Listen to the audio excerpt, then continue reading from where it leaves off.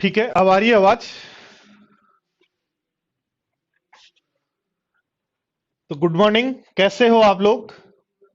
आज हम स्टार्ट कर रहे हैं एलजेब्रा या बीजगणित। एलजेब्रा या बीजगणित की दोस्तों यदि बात करें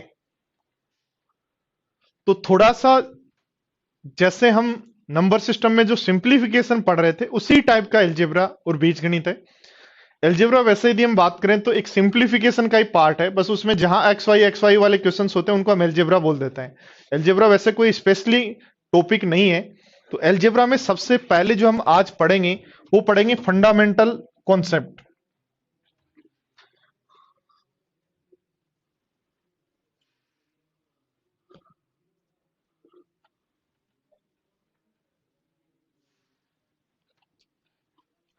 फंडामेंटल कॉन्सेप्ट्स, फंडामेंटल कॉन्सेप्ट्स के अंदर हम बात करेंगे जैसे कांस्टेंट क्या होता है, कांस्टेंट क्या होता है, चर क्या होता है, वेरिएबल्स क्या होता है, चर और अचर राशियां क्या होती हैं,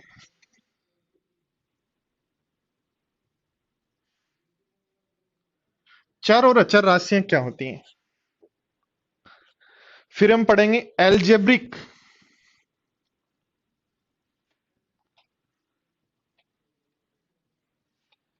एक्सप्रेशन क्या होता है। ठीक है, तो ये हमें फंडामेंटल कॉन्सेप्ट्स में पहला जो कॉन्सेप्ट है एल्जेब्रा का वो आपको पढ़ना है। हम सीधे क्वेश्चन से स्टार्ट नहीं करेंगे, सबसे पहले हम बेसिक को सीखेंगे कि क्या यहाँ पे कांस्टेंट रहे, कौन सी वैल्यू कांस्टेंट है, कौन सी वैल्यू क्या डिग्री होती है, क्या सारी चीजें हम छोटी छोटी बातों को सबको लेते हुए हम चलेंगे।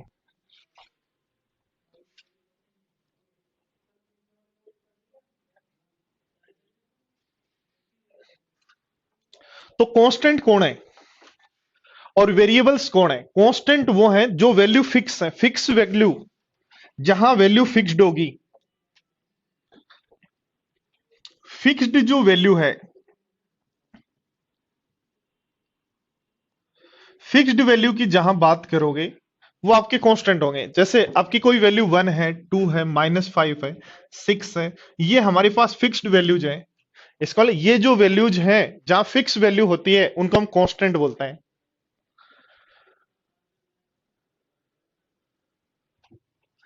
यदि वेरियस न्यूमेरिकल वैल्यू हो,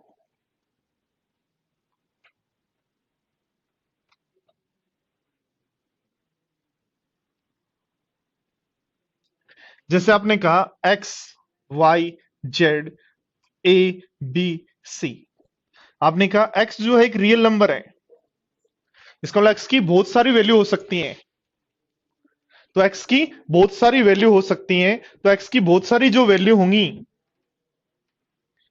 तो जिस भी नंबर की या जिस फंक्शन की बहुत सारी वैल्यू होंगी वो हमारे पास वेरिएबल होगा, और जो फिक्स वैल्यू होगा उसको हम बोलेंगे कांस्टेंट।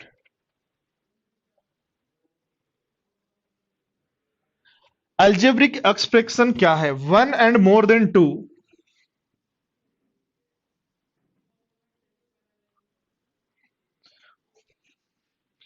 वन और more than two constant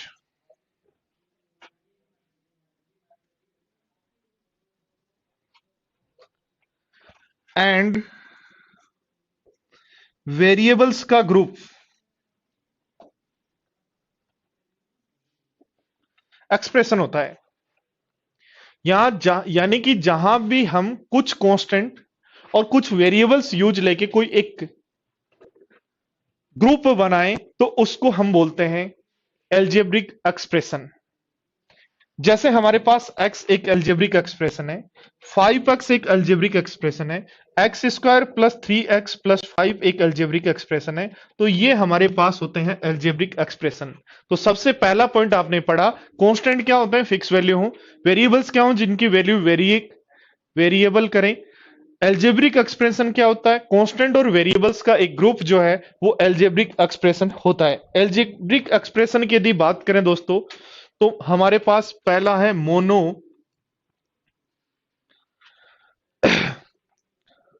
monomial.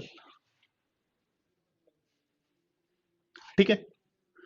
दूसरा एल्जेब्रिक एक्सप्रेशन आप बोल सकते हो बाइनोमियल।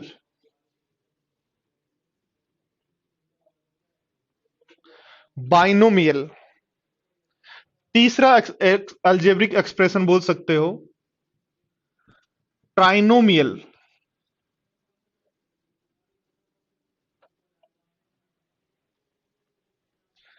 और बोल सकते हो पोलिनोमियल।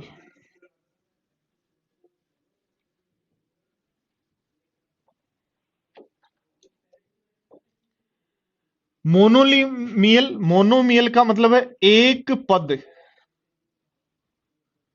ये द्विपद। ये त्रिपद। ये बहुपद।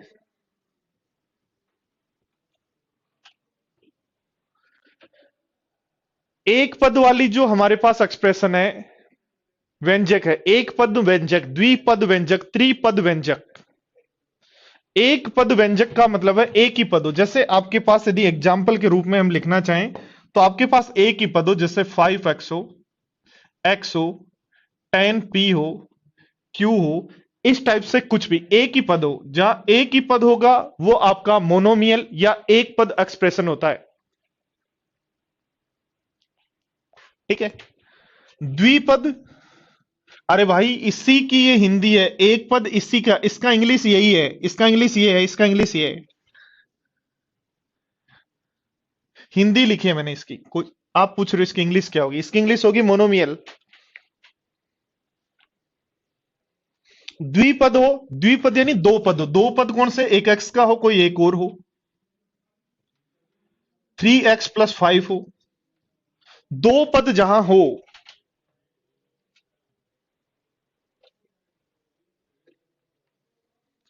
जहां तीन पदों जैसे आपको कहा 3x+y+z, तीन पदों।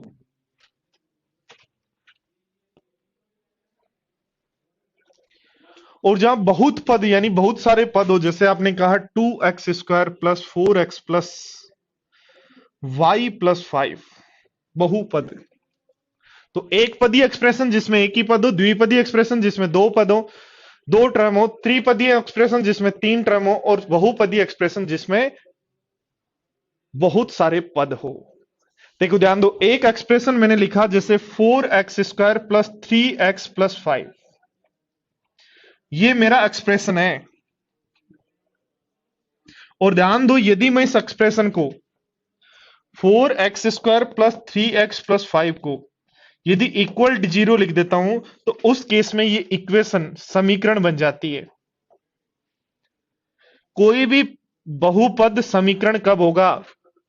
जब हम उसके इक्वल में क्या लिख देंगे? 0। कोई भी बहुपद समीकरण कब होगा? जब हम उसके इक्वल में क्या लिख देंगे? 0। और कोई भी बहुपद आपका एक्सप्रेशन या बहुपद कब होगा? जब वो हमारे पास इक्वल 0 नहीं, किसी फंक्शन की वैल्यू है।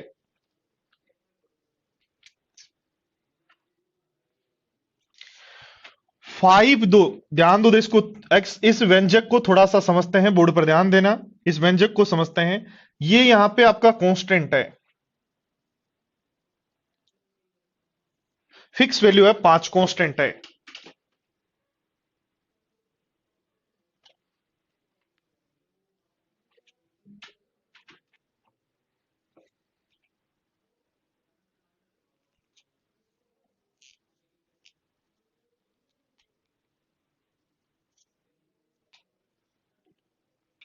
ध्यान दो, देखो x² और x जो है, बोर्ड पर ध्यान दो, x² और x जो है उसको आप बोलोगे वेरिएबल सही।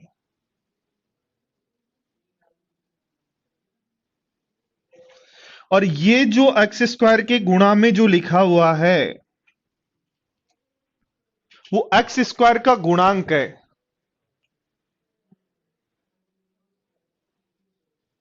हिमांशु क्या प्रॉब्लम हो रही है? लिखो, आप फटाफट लिखो, क्या प्रॉब्लम आ रही है भाई? क्या प्रॉब्लम आ रही है? फटाफट लिखो हिमांशु, फटाफट बताओ क्या प्रॉब्लम आ रही है। मुझे बताओ तो सही, तभी तो पता चलेगा क्या प्रॉब्लम आ रही है। ध्यान दो, देखो एक्स स्क्वायर के इंटू में जो 4 लिखा है वो एक्स स्क्वायर का गुणांक है, लिखोगे गुणांक है।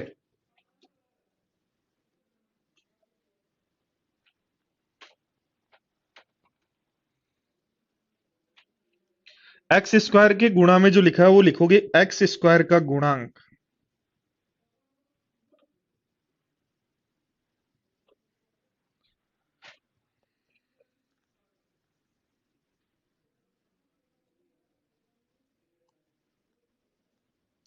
Coefficient of x square.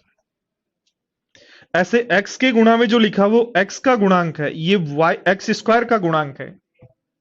तो वापिस एक बार ध्यान दो, देखो मैं सारी बातें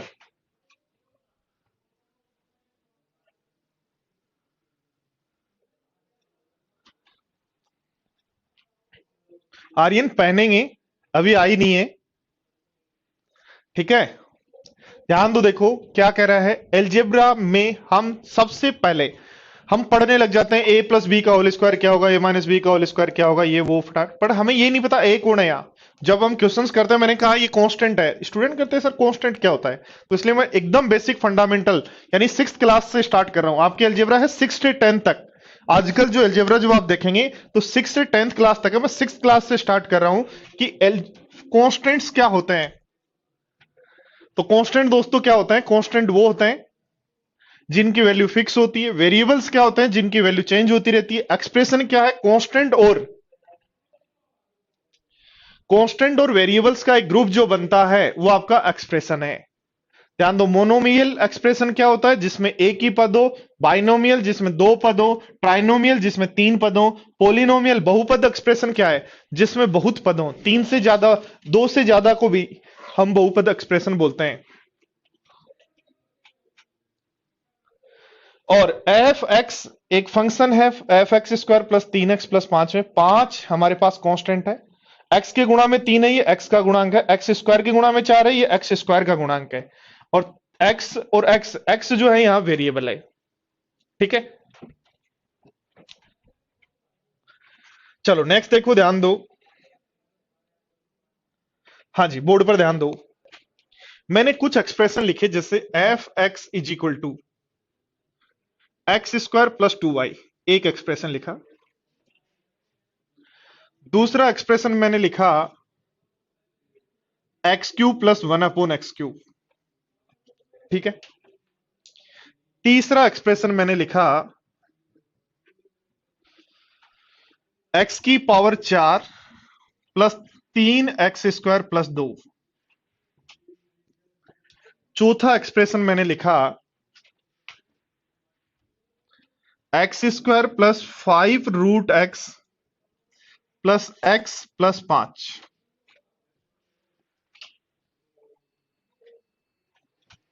और एक एक्सप्रेशन और लिखा मैंने, वो है x square plus √2x plus 3। इसमें हमें बताना है कि पोलिनोमियल बहुपद कौन कौन है।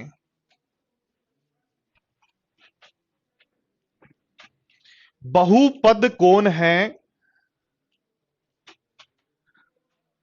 और कितने वेरिएबल के हैं। इनमें से बहुपद कौन कौन है, कितने वेरिएबल के हैं। क्या ये बहुपद है, तो हम कहेंगे यस। कितने वेरिएबल है इसमें, दो, एक एक्स वेरिएबल है, एक टू। तो एक्स स्क्वायर प्लस 2x दोस्तों जो हमारे पास है, एक्स स्क्वायर प्लस 2x जो हमारे पास है वो एक बहुपद है, दो से ज्यादा पद हैं। कितने वेरिएबल हैं इसमें, तो हम कहेंगे दो वेरिएबल हैं। ध्यान दो, x³ प्लस 1/x³ क्या बहुपद है, तो हम कहेंगे नहीं। क्यों, क्योंकि हमारे पास यहां पे पावर जो है वो नेगेटिव है। पावर जब भी है हमेशा पॉजिटिव होनी चाहिए, नेगेटिव पावर है, इसका मतलब पोलोनोमियल के लिए याद रखना, जो भी वेरिएबल्स हैं उनकी पावर, जो भी वेरिएबल्स हैं उनकी पावर हमेशा नेचुरल नंबर है। नेचुरल नंबर नहीं, नेचुरल नंबर नहीं बोलोगे, आप बोलोगे उनकी पावर को हमेशा इंटीजर बोलोगे, इंटीजर्स पूर्णांक बोलोगे, पूर्णांक में होगी।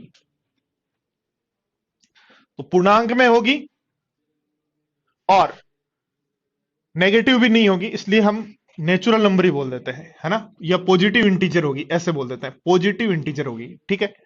तो पूर्ण वैल्यू जो पावर है हमेशा पॉजिटिव इंटीजर होनी चाहिए, तो पॉजिटिव इंटीजर यहां नहीं है, इसलिए वेरिएबल तो एक है हमारे पास एक्स, बट ये पोलिनोमियल नहीं है। ध्यान दो, देखो एक्स की power 4 plus x square, x की power 4 plus 3 x square plus 2, क्या ये हमारे पास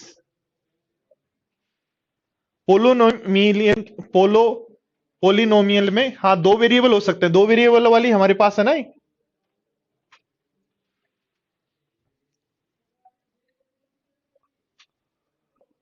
ठीक है, एक्स की power 4 plus 3 x square plus 2 क्या पोलिनोमियल है या नहीं है? पोलिनोमियल है या नहीं है? तो हम कहेंगे है। कितने वेरिएबल की है? एक वेरिएबल की। ध्यान दो, क्या दिया गया व्यंजक पोलिनोमियल है?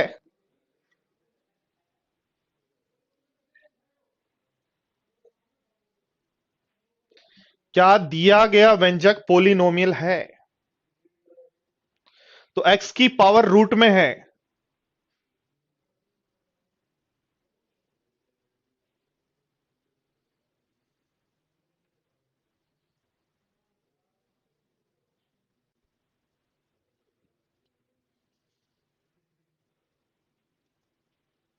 अच्छा, यहां आप पूछ रहे हो क्या? आर्यन ध्यान दो, देखो हाँ ये नहीं होगा, ये जो है वो नहीं होगा, नहीं होगा, क्योंकि इसमें दो वेरिएबल है, जहां भी दो वेरिएबल आ जाए वो भी आपका यहां ध्यान रखना। वापस मैं रिपीट कर देखता हूं, एक बार स्टार्टिंग से देखो, वापस देखो, एक्स स्क्वायर प्लस 2 वाई हमारा बहुपद है क्या? पोलिनोमियल है क्या? तो पोलिनोमियल नहीं है। क्यों नहीं है? क्योंकि हमारे पास यहां दो वेरिएबल है, इसलिए पोलिनोमियल नहीं है। ठीक है, ध्यान दो, x Q plus power minus में इसलिए नहीं है, यहां पावर की यदि बात करें तो है हमारे पास, और कितने वेरिएबल हैं? तो एक वेरिएबल है। तो ये हमारे पास क्या होगा? नहीं होगा, क्यों? क्योंकि नेगेटिव है, और वेरिएबल कितने हैं इसमें? एक है, एक्स। पावर जब हमारे पास फ्रैक्शन में होगी तो नहीं होगा। क्या ये पोलिनोमियल है? तो हम कहेंगे यस। कितने वेरिएबल का? एक का।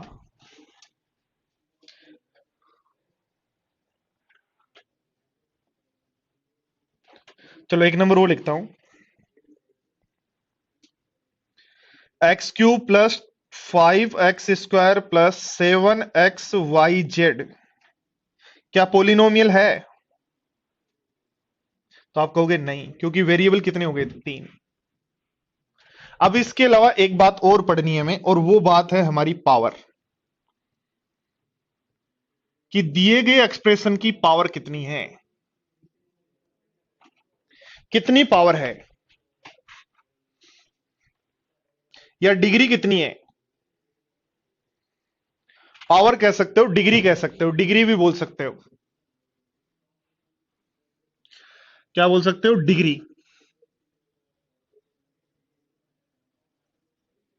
कितनी डिग्री है?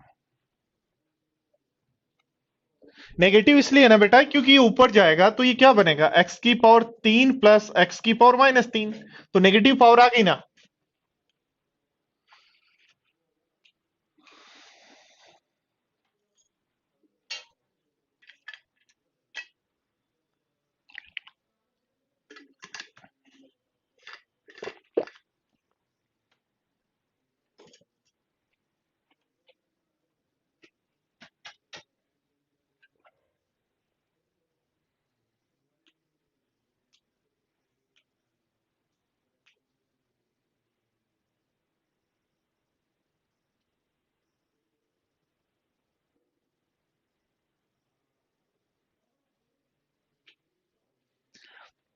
तो डिग्री का हमेशा देखेंगे मैक्सिमम पावर। कितनी मैक्सिमम पावर है? 2।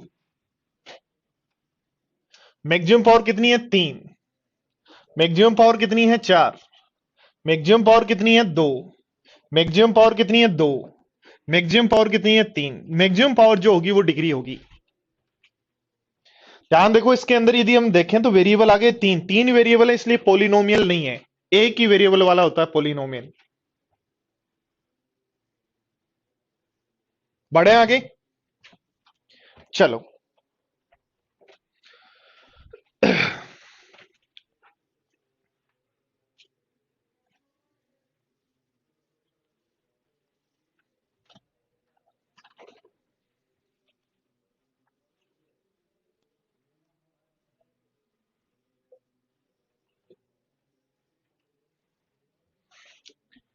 चार और पांच एक ही है। कौन कह रहा है एक ही है? चार नंबर में, एक दो तीन चार, चार नंबर में रूट लगा है एक्स में, यहां लगा है नंबर पे, तो नंबर पे रूट का नहीं, हमें एक्स से मतलब है।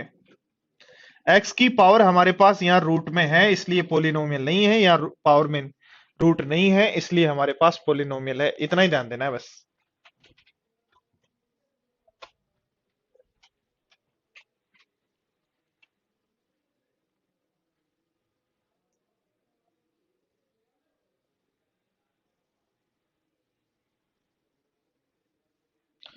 तो ध्यान देना दोस्तों, पोलिनोमियल जो हम पढ़ रहे थे अभी,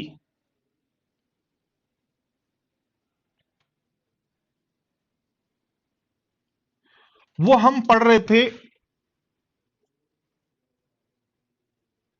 वन वेरिएबल वाला। पोलिनोमियल जो हम पढ़ रहे थे वो वन वेरिएबल वाला पढ़ रहे थे। तो ध्यान दो दोस्तों, जैसे मैंने यहां बताया, बोर्ड पर ध्यान देना, लास्ट वाले क्वेश्चन को समझना। मैंने कहा ये दिया गया जो व्यंजक है क्या पोलिनोमियल है? तो याद रखना, क्या ध्यान रखना है कि ये हमारे पास जो है,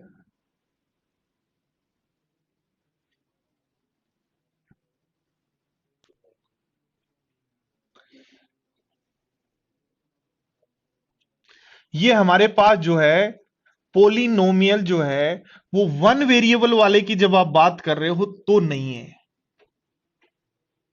हम जो यहां पढ़ रहे थे वो क्या पढ़ रहे थे कि वन वेरिएबल वाला पोलिनोमियल है क्या ये? तो वन वेरिएबल नहीं है, इसलिए हमारे पास हमने इसको कहा वन वेरिएबल का पोलिनोमियल नहीं है। ये वेरिएबल वन है बट पावर माइनस में है।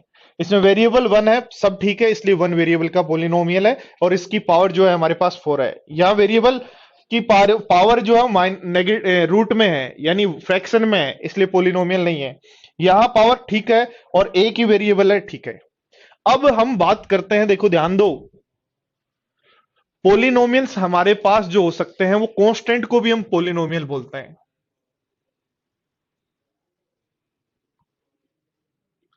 कांस्टेंट हमारे पास x is equal to 5, y is equal to 6 जो हमारे पास है, कि F X is equal to 5 यदि हमारे पास है, या F X is equal to -1 है, तो ये भी हमारे पास पोलिनोमियल है। जीरो भी पोलिनोमियल है, zero, F X is equal to 0 polynomial है।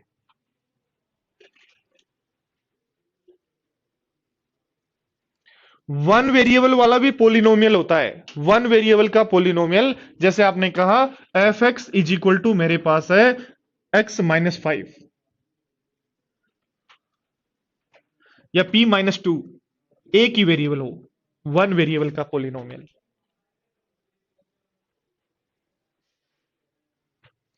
और नेक्स्ट आपके पास होता है टू वेरिएबल का पोलिनोमियल। और टू वेरिएबल का पोलिनोमियल का मतलब उसमें कितने वेरिएबल होंगे?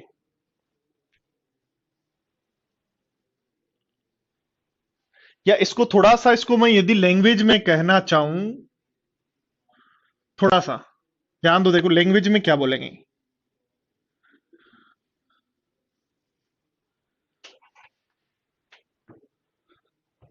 ये हमारा कांस्टेंट पोलिनोमियल हुआ, ये जीरो पोलिनोमियल हुआ। हम एक ही हमारे पास वेरिएबल है और उसकी पावर भी हमारे पास यदि एक ही है, तो इसको लीनियर बोलेंगे, लीनियर पोलिनोमियल।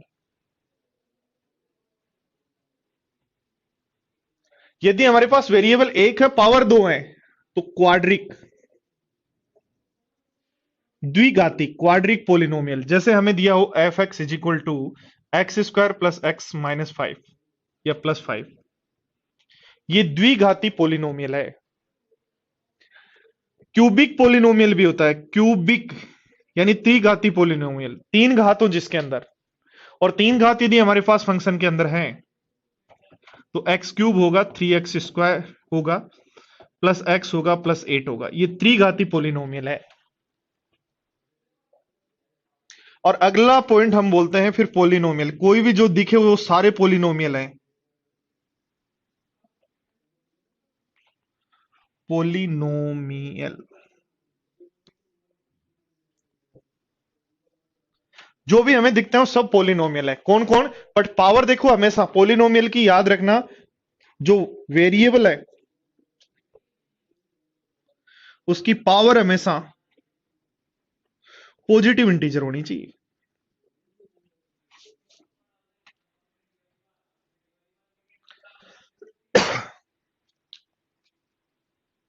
तो बहुपद के अंदर आप ले सकते हो P Q, 3p Q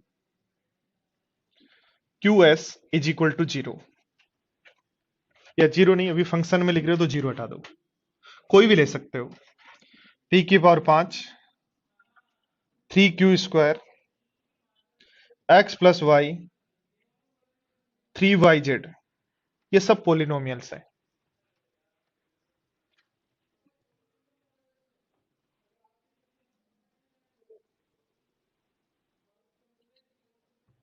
Aryan exam में सीधा जब भी पूछे कि वन वेरिएबल वाला पोलिनोमियल कौन सा है, चार ऑप्शन देकर, ध्यान दो।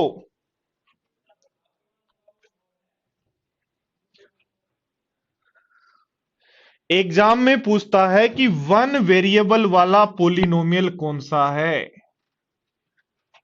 तो वन वेरिएबल वाला पोलिनोमियल हमारे पास ये नहीं है, ये नहीं है, ये है, ये नहीं है, ये नहीं है, और ये नहीं, ये है और ये नहीं है। टू वेरिएबल वाला पोलिनोमियल कौन है? तो ये है। ठीक है, अब ध्यान दो, यदि आपको एग्जाम में क्वेश्चन पूछता है कि कांस्टेंट, कांस्टेंट जो है वो कौन है, तो कांस्टेंट कौन है, कांस्टेंट के लिए आपको कहना है कि कांस्टेंट मेरा जो है वो, ध्यान दो बोर्ड पर, कांस्टेंट कौन है? कांस्टेंट वो है जहां वैल्यू क्या हो, 5 माइनस 1। जीरो कौन है? तो जहां जीरो हो। लीनियर कौन है? जहां लीनियर इक्वेशन बने। क्वाड्रिक कहां है? जहां दो घात हो। क्यूबिक कौन है? जहां तीन घात हो। ठीक है, अब हम यहां बात करते हैं डिग्री की। डिग्री कितनी है इनकी? डिग्री कितनी है? वेरिएबल कितने हैं और डिग्री कितनी है? तो वेरिएबल तो जितने एक्स वाई होंगे वो बता ही दोगे, डिग्री कितनी है वो बताओ। देखो ध्यान दो, सबकी कितनी डिग्री है वो बताओ सबकी। तो फर्स्ट केस में डिग्री बोलो।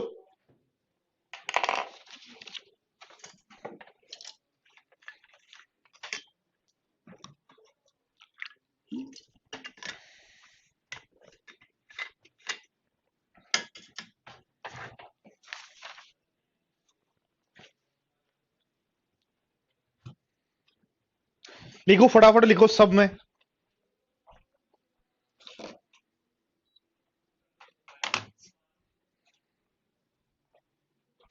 तो फर्स्ट केस में डिग्री है 0, फर्स्ट केस में आपकी डिग्री है 0। दूसरे केस में हम कहेंगे, जीरो वाले केस में कहेंगे नोट डिफाइन।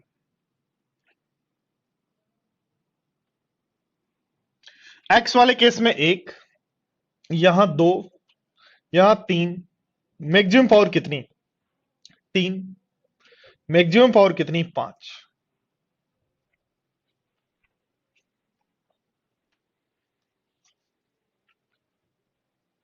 तो सब पोलिनोमियल, पोलिनोमियल की डेफिनेशन क्या होगी बताओ फटाफट। पोलिनोमियल की डेफिनेशन क्या होगी? एक्स वाई और कांस्टेंट यानी वेरिएबल्स, या प्रत्येक एक्सप्रेशन जिसके अंदर प्रत्येक व्यंजक जिसके अंदर वेरिएबल की पावर जो है वो पॉजिटिव इंटीजर है, तो वो आपका पोलिनोमियल है। एक चर वाला पोलिनोमियल जिसमें एक ही वेरिएबल हो, दो चर वाला जिसमें दो ही वेरिएबल हो, तीन चर वाला जिसमें तीन ही हो, कांस्टेंट जिसमें only F X is equal to कोई नंबर हो, जीरो जिसमें जीरो हो, लीनियर जिसमें पावर सब जगह एक रहे, क्वाड्रिक जहां पावर मैक्सिमम टू आए, क्यूबिक जहां पावर तीन आए। पोलिनोमियल्स तो सब ही पोलिनोमियल्स हैं। पोलिनोमियल की डेफिनेशन क्या बोलोगे दोस्तों? ऐसे सारे एक्सप्रेशन व्यंजक जिनकी पावर पॉजिटिव इंटीजर होती है वो हमारे पोलिनोमियल्स हैं। ठीक है।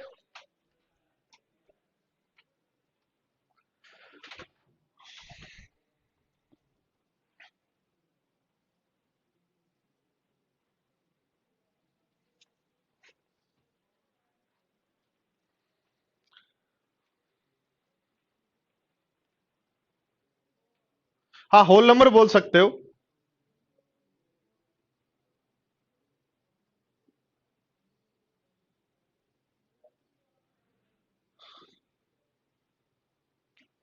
विनती सागवान, यदि आपके कोई भी डाउट्स हैं तो आप मेरे टेलीग्राम चैनल पे भेज सकते हो।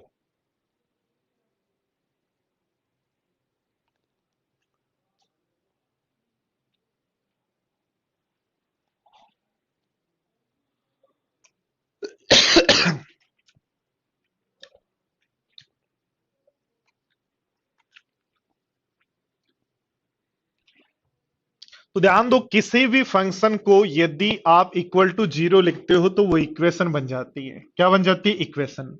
और equation y is equal to A X plus B यदि है, इसका मतलब इसका एक सॉल्यूशन है। इक्वेशन यदि ए एक्स प्लस बी है तो इसका एक सॉल्यूशन है। फिर क्या होगा एक सॉल्यूशन? ग्राफ हम बनाएंगे और उसके अंदर पुट कर देंगे कि y इक्वल टू यदि जीरो हो तो y इक्वल टू जीरो हो, तो y इक्वल टू जीरो तो x इज इक्वल टू अपना बन जाएगा, क्या बन जाएगा? माइनस बी बाई ए। तो एक सॉल्यूशन है। एक सॉल्यूशन का मतलब है x एक्स को एक बार काटेगी, वन टाइम इंटरसेक्ट करेगी।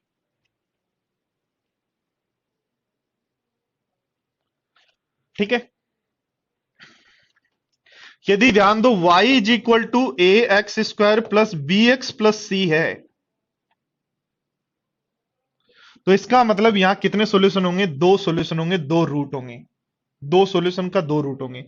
और दो रूट का मतलब हो गया जो ग्राफ है किसका? y का, वो इस एक्स एक्स को दो बार काटते हुए जाएगा, या तो ऐसे या फिर इस एक्स एक्स को दो बार काटते जाएगा ऐसे। जब भी ध्यान रखना, यदि एक ही सॉल्यूशन है, दिए गए व्यंजक का एक ही सॉल्यूशन है, दिए गए इक्वेशन का एक ही सॉल्यूशन है, तो वो आपका ग्राफ एक्स एक्स को एक ही बार काटेगा। दिए गए व्यंजक के यदि दो सॉल्यूशन है, दिए गए एक्सप्रेशन के या इक्वेशन के दो सॉल्यूशन है, तो हमेशा याद रखना कि ग्राफ जो है वो दो जगह काटेगा, और दो जगह इस तरीके से काटेगा। और ये हमारे पास होगा जब ए जो है वो लेस देन जीरो हो, और ये होगा जब ए ग्रेटर देन जीरो हो। बट इसमें एक केस बनता है कि दोनों जो रूट हैं, यहां दो केस बनता है। If alpha is equal to beta हो, दोनों रूट इक्वल हो, तो रूट्स इक्वल होने पर आपकी इक्वेशन जो है वो चेंज हो जाएगी। फिर इसका मतलब जब दोनों इक्वल हैं तो फिर एक ही जगह काटेगा। तो एक जगह जब काटेगा तो या तो ऐसे काटेगा या फिर ऐसे काटेगा, इधर कहीं भी हो सकता है। यानी एक्स एक्स को ओनली एक ही बार टच करेगा, और एक्स एक्स को यदि एक ही बार टच करता है तो ध्यान रखें,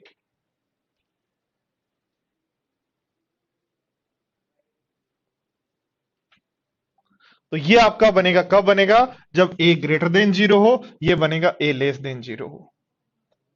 तो ध्यान देना, देखो बोर्ड पर ध्यान देना, यदि किसी इक्वेशन के एक ही सॉल्यूशन है, एक्स एक्स को एक जगह काटेगा। ठीक है। किसी इक्वेशन के यदि दो सॉल्यूशन है तो एक्स एक्स को दो जगह काटेगा, एक जगह और एक जगह। अब ए लेस देन, या ए की वैल्यू लेस देन जीरो तो ऐसे काटेगा, ग्रेटर देन जीरो तो ऐसे। बट इसमें एक केस बनता है कि दोनों सॉल्यूशन इक्वल हो, यानी एक ही पॉइंट होगा फिर, तो फिर ओनली एक जगह टच करते हुए जाएगा।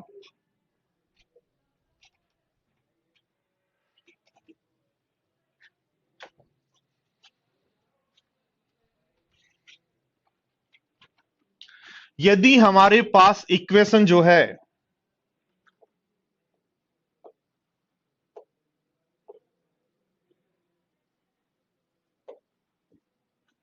ध्यान दो, इक्वेशन जो यदि हमारे पास है a x cube plus b x square plus c x is plus d, ऐसे कोई इक्वेशन है, तो उसमें पावर कितनी पावर है? मैक्सिमम 3। जितनी पावर होगी, जितनी डिग्री होगी, उतने सॉल्यूशन होंगे, उतने रूट होंगे। तो यार रूट कितने होंगे? 3। मैक्सिमम कितने रूट होंगे? 3। अब 3 रूट होंगे तो 3 केस बन सकते हैं। पहला केस बन सकता है कि इसके 3 रूट हो, 3 रूट हो तो एक्स एक्स को 3 बार टच करते हुए जाएगा। यदि 3 रूट हो तो एक्स एक्स को 3 जगह टच करते हुए जाएगा, और 3 रूट में से 2 रूट, जैसे रूट है 3 ए बी सी, 3 रूट है ए बी सी, यदि 3 रूट ए बी सी तीनों अलग अलग हैं तो 3 बार काटते हुए जाएगा। यदि यहां 2 रूट इक्वल हो जाएं और तीसरा अलग हो, तो उस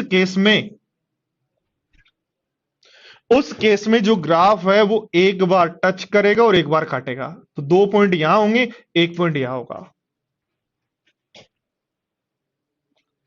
यदि ध्यान दो, तीनों रूट इक्वल हों,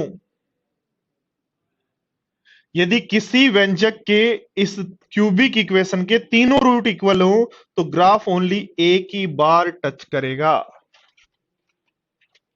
और एक बार जब टच करेगा दोस्तों, तो ग्राफ इस तरीके से नहीं बनेगा, थोड़ा सा चेंज करेंगे इसमें।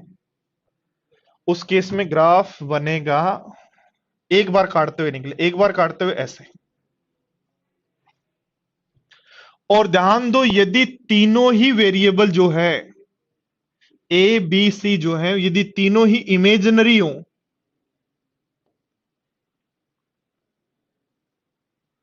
तो याद रखना कोई कभी भी एक्स एक्स को नहीं काटेगा, ऐसे कहीं ग्राफ हवा में ही रहेगा। एक्स एक्स को नहीं काटेगा, वो कहीं भी रहेगा। वाई एक्स को काट सकता है, एक्स एक्स को नहीं काटेगा।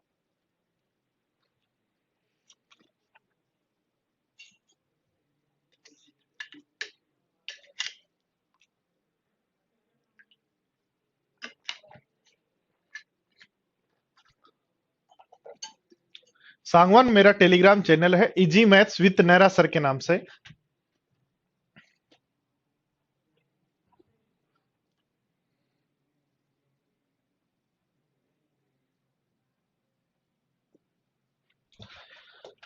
अब ध्यान दो, देखो, यदि हमें दिया हो x माइनस एल्फा और x minus beta greater then 0 हो, तो x की वैल्यू कहां से कहां तक होगी?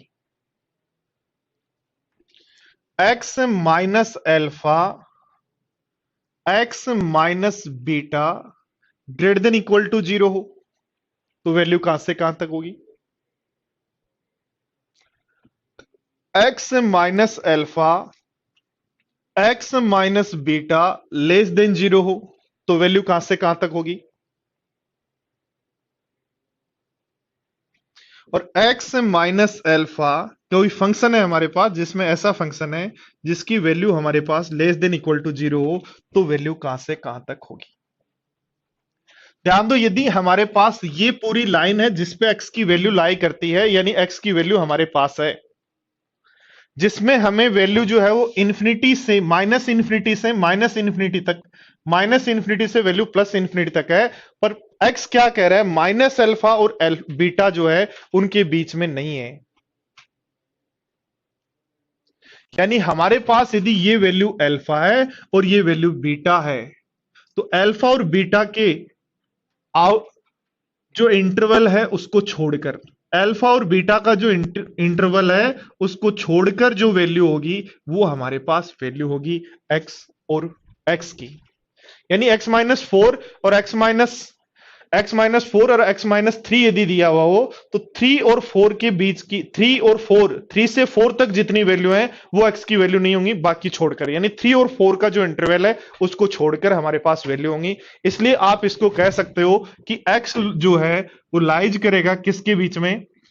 एक्स जो है वो लाई करेगा किसके बीच में? वो करेगा माइनस इंफिनिटी से अल्फा तक, माइनस वो करेगा माइनस इन्फिनिटी से अल्फा के बीच में एंड बीटा से लेकर प्लस इन्फिनिटी के बीच में, ऐसे कहेंगे। यानी अल्फा और से लेकर बीटा तक की वैल्यू हमें छोड़नी पड़ेगी, बाकी वैल्यू हमें लेनी पड़ेगी। यदि ग्रेटर देन इक्वल टू 0 लिखा हुआ है उस केस में कहेंगे कि वैल्यू जो है वो अल्फा से माइनस इन्फिनिटी और बीटा से, यानी बीच में नहीं होगी बस।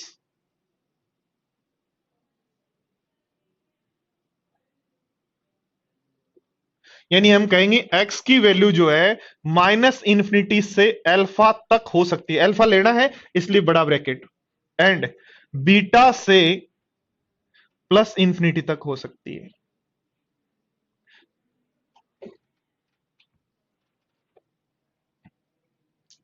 बीटा से प्लस इन्फिनिटी तक हो सकती है। बोलो इसके लिए क्या कहोगे?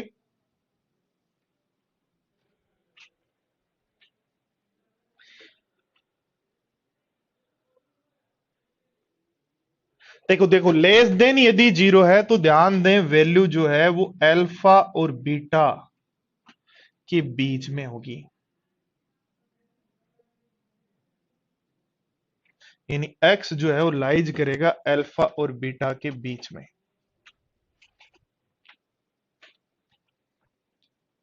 और यदि हमारे पास ये है तो आप कहेंगे वैल्यू होगी अल्फा और बीटा,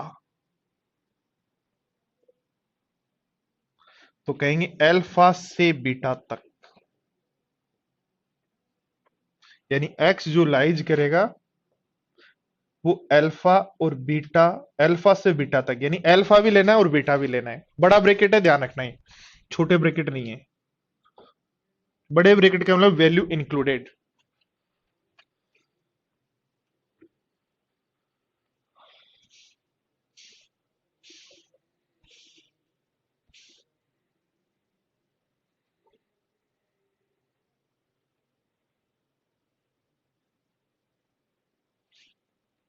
थोड़ा सा एग्जाम्पल से समझे। यदि एग्जाम्पल लेते हैं x minus 3, x minus 7, x minus 3, x minus 7 less than 0, x minus 3, x minus 7 less than equal to 0।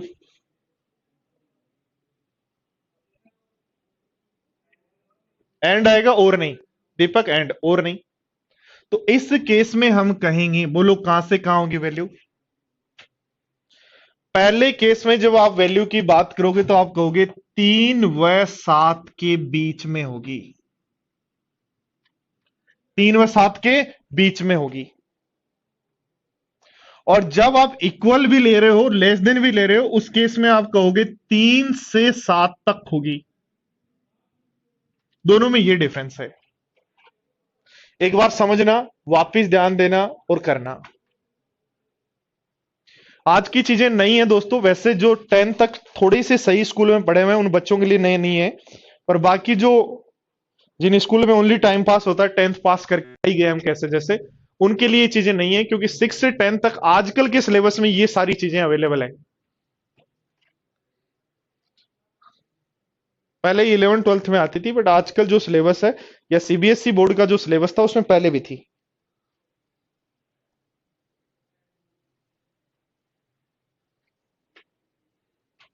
तो आपने लीनियर इक्वेशन के बारे में समझ गए, बात पढ़ ली। अब पढ़ते हैं हम आगे क्वाड्रिक इक्वेशन।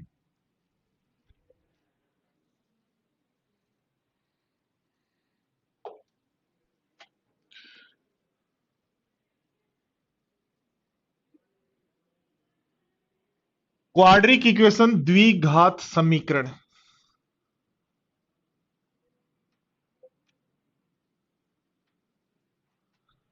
दो घात वाली समीकरण, दो घात वाली समीकरण अपने पास होती है a x square plus b x plus c equal to 0। ये इंपॉर्टेंट है दोस्तों, इस पर क्वेश्चन भी करेंगे हम।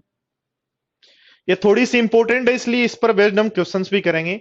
द्विघात वाली समीकरण होगी a x square plus b x plus c equal to 0।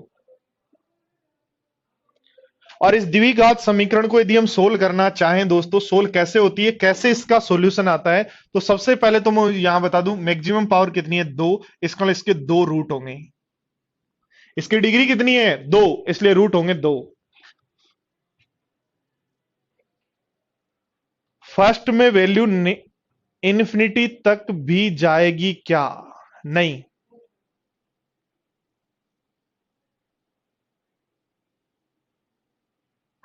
अब इसे एक y एक फंक्शन को कहा है, y हमने फंक्शन को कहा है, इसलिए x इक्वल टू 0 नहीं रखेंगे। y हमने क्या कहा है फंक्शन को, एफ एक्स जो है उसको y का है, इसलिए x की वैल्यू 0 पुट नहीं करेंगे, फंक्शन की वैल्यू 0 पुट करेंगे।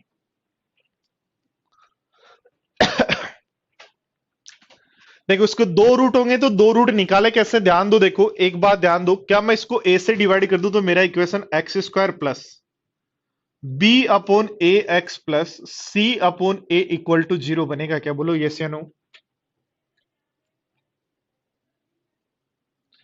अब ध्यान दो, यदि मुझे इसको होल स्क्वायर बनाना है, रूट निकालना है तो होल स्क्वायर बनाना पड़ेगा।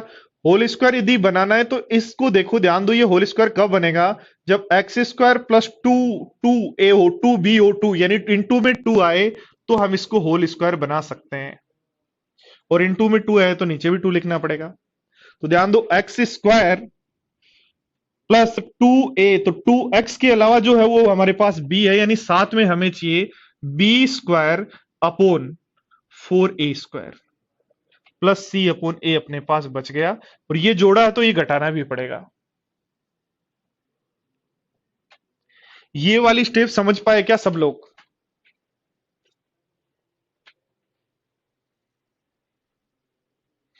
ध्यान दो बोर्ड पर, यदि मेरे पास लिखा हो एक्स स्क्वायर प्लस 4 का होल स्क्वायर बनाओ, एक्स स्क्वायर प्लस 4 का होल स्क्वायर बनाओ, तो मैं दोस्तों एक काम करूंगा, इसको मुझे 2 चाहिए, 2 है इसमें, तो मैं एक काम करूंगा 2 निकाल लूंगा, और जैसे ही 2 निकालूंगा तो इनटू में बच जाएगा 2।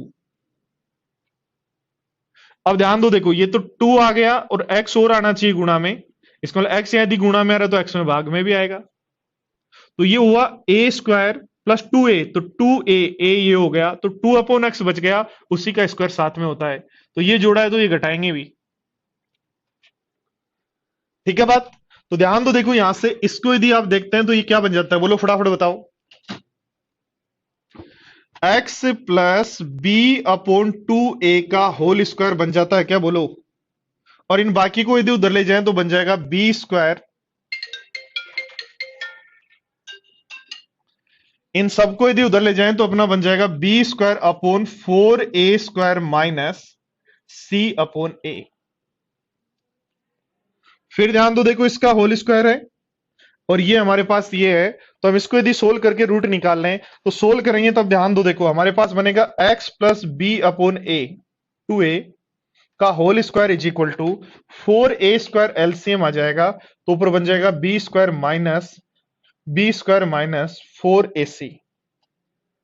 दोनों तरफ रूट निकाल लो तो अपने पास x plus B upon 2a is equal to आ जाएगा root B square minus 4ac। Root भी किस में, रूट निकालोगे तो प्लस और माइनस में आएगा, अपॉन नीचे का रूट हो जाएगा 2a। इसको यदि उधर ले जाएं तो x की वैल्यू यहां से आपके पास आ गई, x की वैल्यू आपके पास आ गई माइनस का भी, क्योंकि ये प्लस का भी उधर जाएगा माइनस का भी, plus minus root B square minus 4ac upon 2a। तो जब हमने इसको पूरा सोल्व किया तो ये हमारे पास बना। और दोस्तों किसी भी इक्वेशन में ए एक्स स्क्वायर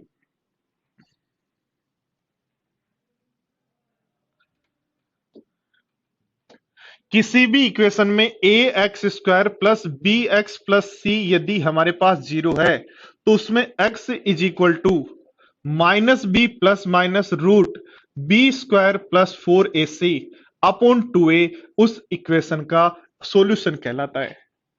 और इसी को हम बोलते हैं श्रीधराचार्य फॉर्मूला। श्रीधराचार्य फॉर्मूले का प्रूफ क्या होता है आज आपने सीख लिया। ठीक है, तो श्रीधराचार्य फॉर्मूले का प्रूफ क्या होता है वो आपने सीख लिया। तो x की वैल्यू आपके पास आ गई ये, तो अल्फा, 2 रूट होंगे इसलिए एक अल्फा होगा एक बीटा होगा, तो अल्फा बराबर आप कह सकते हो minus B plus root B square minus plus 4ac upon 2a होगा। और बीटा की value minus B minus root B square plus 4ac upon 2a होगा। तो किसी भी क्वाड्रिक इक्वेशन के दो मूल होते हैं, वो श्रीधराचार्य फॉर्मूले से निकालते हैं, ठीक है। और श्रीधराचार्य फॉर्मूले से अल्फा और बीटा आपके पास ऐसे आते हैं। अब देखो अल्फा और बीटा यदि आगे दोस्तों इन दोनों को जोड़ दें तो अल्फा प्लस बीटा, जिसको हम बोलेंगे रूट सम ऑफ रूट्स, दोनों को यदि जोड़ते हैं तो ये तो कैंसिल आउट हो जाएगा, 2b बन जाएगा और नीचे 2a आ जाएगा। और इसको हम जब सोल्व करेंगे तो ये आ जाएगा -b/a। और दोनों को यदि गुणा करते हैं तो यहां से हमारे पास आ जाएगा c/a। दोनों को गुणा करके जब आप सोल्व करेंगे दोस्तों तो आपका c/a आ जाएगा। तो यहां से आप जब भी किसी, दीपक कौन सा माइनस जाएगा?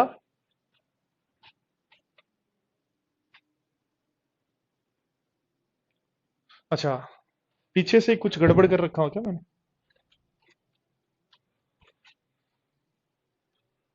b² - 4ac, ठीक है, यहां तो ठीक है यार। यहां क्या फिर गड़बड़ कर दी? ओके, यहां सब जगह प्लस लिख दिया यार, बोल ही नहीं रहे हो आप जल्दी में, क्यों नहीं बोल रहे हो बताओ?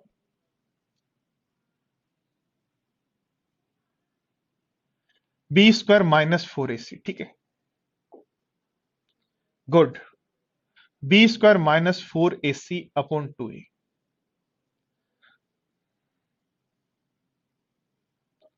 b² - 4ac upon 2a। b² - 4ac upon 2a। तो श्रीधराचार्य फॉर्मूला होता है कि कोई भी क्वाड्रिक इक्वेशन में x की वैल्यू निकालनी है तो -b plus minus root B square -4ac upon 2a। दो रूट का मतलब एक प्लस वाला एक माइनस वाला, तो दो अलग अलग हो गए। दोनों का जोड़ होगा अल्फा प्लस बीटा -b/a, ठीक है। और दोनों का गुणा होगा अल्फा इंटू बीटा c/a। और ध्यान दो, यदि किसी इक्वेशन में यदि हमें यह दे दिया जाए कि किसी इक्वेशन में दोनों मूल दे दिए जाए, अल्फा एंड बीटा दे दिए जाए, और पूछे इक्वेशन क्या होगी, अल्फा और बीटा दे दिए जाए और पूछे इक्वेशन क्या होगी,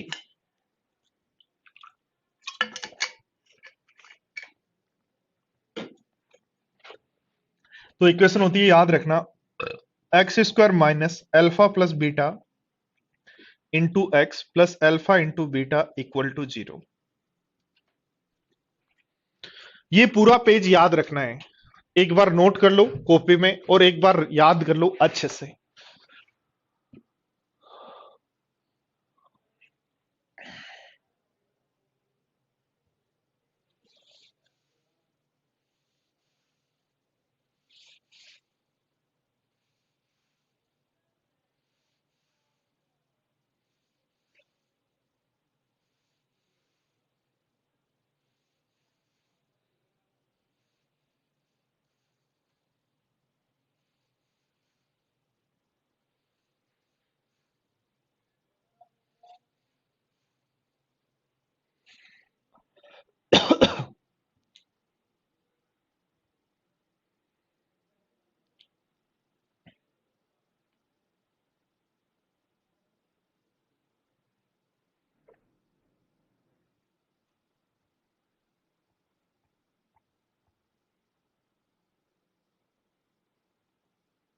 हाँ, सीडीएस के स्टूडेंट्स के लिए फेवरेट टॉपिक है ये, एसएससी में भी खूब पूछने लग गए हैं यहाँ पे आजकल, मेंस में तो आ ही जाता है एक क्वेश्चन।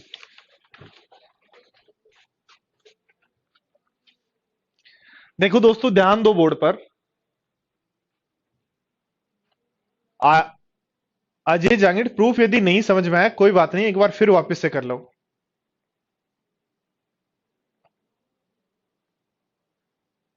चलो मैं चेक करवाता हूं प्रेम।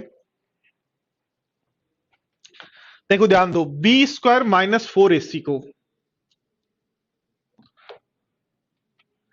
ध्यान देना, देखो b² - 4ac को यदि मैं कोई d मान लूं, d क्या है यहां, d को श्रीधराचार्य के अकॉर्डिंग डिस्क्रिमिनेट बोलते हैं,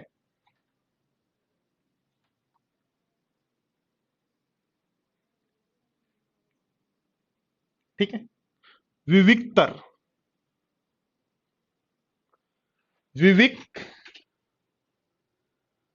तर बोलते हैं, विविक्तर, विविक्तर। ठीक है।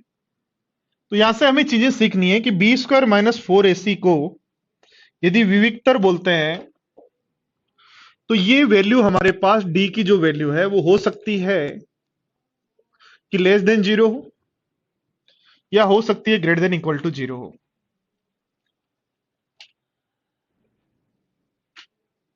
हाँ आर्यन, सीएचएसएल का पेपर तो मैथ्स का सबसे अच्छा होता है। और यहां से हम जो ये विविक्तर से समझते हैं नेचर ऑफ रूट्स, कि रूट्स का नेचर कैसा होगा, रूट्स होंगे कैसे, नेचर ऑफ रूट्स हम समझते हैं। तो ध्यान दो, यदि ध्यान दो बोर्ड पर डी लेस देन जीरो है, इसका बी स्क्वायर माइनस फोर ए सी जो है वो नेगेटिव बन जाएगा। और नेगेटिव रूट होते ही हम कह देते हैं कि ये हमारे पास हम नहीं निकाल सकते, इसलिए हम कह देते हैं कि ये निकाल नहीं सकते, तो फिर इमेजिनरी रूट होंगे। यानी कि उस इक्वेशन के कोई भी रूट नहीं है, रूट जो है वो इमेजिनरी है, हवा में ही है, क्या है वो पता नहीं है। पर डी यदि ग्रेटर देन या लेस देन जीरो हो तो दो केस बन सकते हैं। ग्रेटर देन, डी यदि ग्रेटर देन इक्वल जीरो हो तो दो केस बन सकते हैं, एक डी इक्वल जीरो हो और दूसरा केस आपका बन सकता है D greater than zero. D equal zero, D यदि इक्वल जीरो है तो डी यदि इक्वल जीरो है, इसका मतलब डी जीरो हो गया, तो डी जीरो होते ही आपका इक्वेशन जो बन गया बी अपॉन टू ए बन गया क्या। तो x इज इक्वल टू इसलिए आपका बन गया माइनस बी अपॉन टू ए। और माइनस बी अपॉन टू ए का मतलब ए की रूट आ गया, तो रूट इक्वल होंगे फिर। भाई प्लस माइनस का साइन तो नहीं है, इसका मतलब डी यदि इक्वल जीरो है तो आप कहना x इज इक्वल टू ये बनेगा, जो हमारा इक्वेशन है उसमें डी इक्वल टू जीरो रखने पर। और x इज इक्वल टू यदि ये बनता है, इसका मतलब ए की रूट है, और ए की रूट है, इसका मतलब दोनों रूट बराबर, रूट तो दो होंगे पर दोनों रूट इक्वल होंगे। डी यदि ग्रेटर देन जीरो है तो रूट्स जो है वो अनइक्वल होंगे, पहली बात। और दूसरी बात ध्यान देना, डी जो है जब आप रूट निकालेंगे तो परफेक्ट स्क्वायर नंबर हो सकता है जिसका रूट पूरा पूरा है, यानी रूट जैसे 16 है, रूट 25 है, यानी जो डी है वो वैल्यू ऐसी हो जिसका रूट निकल जाए। ठीक है। तो इस केस में रूट रेशनल होंगे।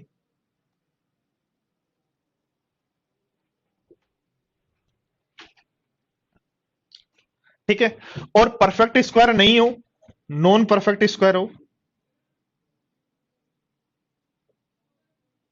जैसे रूट 45, रूट 27, इनका रूट नहीं निकाल सकते, तो इस केस में रूट जो है वो इरेशनल होंगे। इस केस में जो रूट है वो इरेशनल होंगे। और इरेशनल रूट की ध्यान रखना, हमेशा कॉम्बो होता है, ए प्लस रूट भी यदि एक रूट है तो दूसरा रूट हमेशा ए माइनस रूट भी होगा।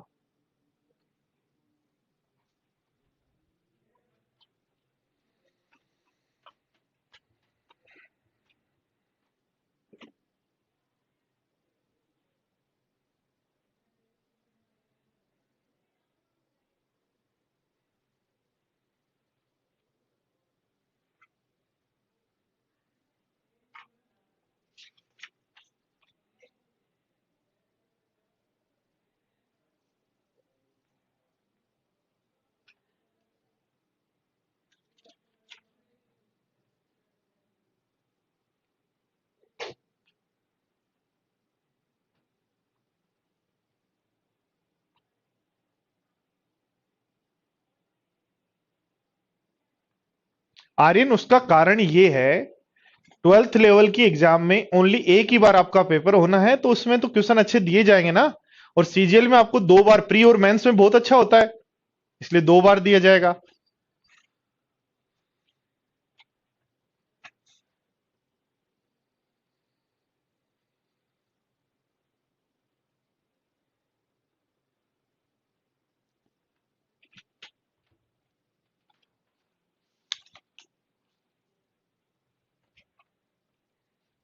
देखो ध्यान दो, आगे बढ़ते हैं। देखो आप जानते हो अल्फा प्लस बीटा होता है माइनस बी बाई ए, और alpha into beta is equal to होता है सी बाई ए। ध्यान दो, देखो यहां पे यदि हम कहें